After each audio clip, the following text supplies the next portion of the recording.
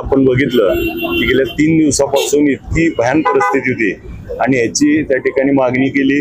काल आपल्या समोरच पालकमंत्री महोदयांना बोललो, पालकमंत्र्यांनी दौरा केला, मुख्यमंत्री महोदयांना त्या फोनवरती बोललो आणि त्यांनी येणं आवश्यक आहे आणि त्यांनी देखील दौरा केला। या माध्यमातून माझ्या मतदारसंघातील जे विस्थापित झालेत लोक, पूरग्रस्त आहेत, पाणी अतिवृष्टी, त्यांना त्या ठिकाणी मुख्यमंत्री महोदय, पालकमंत्री आणि अजितदादांनी देखील दौरा केला। यामुळे दिलासा मिळतोय की त्या ठिकाणी आधार येतोय की काही ना काही तर आपल्याला मदत मिळणार आहे आणि शाश्वत एक आधाराची भूमिका आज झाली। आणि मग आज त्या ठिकाणी निमगाव असेल, वडशिंग असेल, तारफळ असेल, या 3 गावाचा दौरा करून मुख्यमंत्री महोदय पुढच्या त्या प्रवासाला गेलेत आणि त्यांनी आज आपल्या सगळ्याला जी घरं पडलीत, घरात पाणी गेलंय, त्यांचा संसार उद्ध्वस्त झालाय, दुकानं आहेत, अशांना देखील, शेतकऱ्यांना, जनावरांचा सगळ्या बाबतीत मदत करण्याचे त्या ठिकाणी काही निकष बदलू, एनडीआरएफच्या ह्याच्यातून काही मदत करू, त्याला लागणारे निकष देऊन, निकष नसेल तर शिथिल करून त्या ठिकाणी सर्व परिणाम मदत करण्याचं आश्वासन आज या ठिकाणी दिल्यामुळं आज शेतकऱ्याला आणि सामान्य लोकांना, नागरिकाला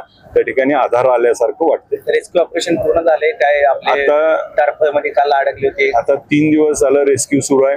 आज देखील वाकाव मध्ये, राहुल नगर मध्ये आणि दारफळ असेल, केवड असेल, इथलं रेस्क्यू सुरू आहे। आज देखील एनडीआरएफ, रात्री मिलिटरी आली आहे, हेलिकॉप्टरने देखील त्या ठिकाणी काल एअरलिफ्ट झालंय। आज जिथं जिथं अडकले तिथं आम्ही काम करतोय, त्या लोकांना पाणी पोहोचवणे, अन्नधान्याचे पॅकेट पोहोचवणे आणि आता त्यांना मदत करण्याच्या दृष्टीनं काम करतोय।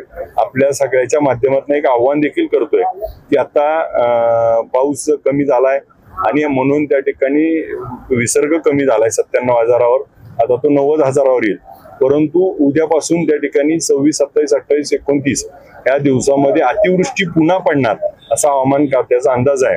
त्यामुळे जी लोक आता बाहेर आलेत त्यांनी परत घरात जाऊ नये, थोडे दिवस त्या ठिकाणी वाट बघावी। परत एकदा वर जर पाऊस झाला आणि परत जर पाणी आलं तर ते खूप मोठं येण्याची शक्यता त्या ठिकाणी हवामान खात्यानं वर्तवली आहे।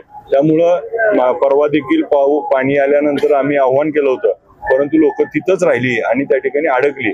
तर मी आज आपल्या सगळ्याच्या माध्यमातून आवाहन करतो की सगळ्यांनी ही पुन्हा घरात न जाता काळजी घ्यावी आणि माझं त्या ठिकाणी पुढच्या एकाही नागरिकाला त्या ठिकाणी अडचण, संकट जीवावर बेतू नये याची काळजी आपण सर्वांनी घ्यावी।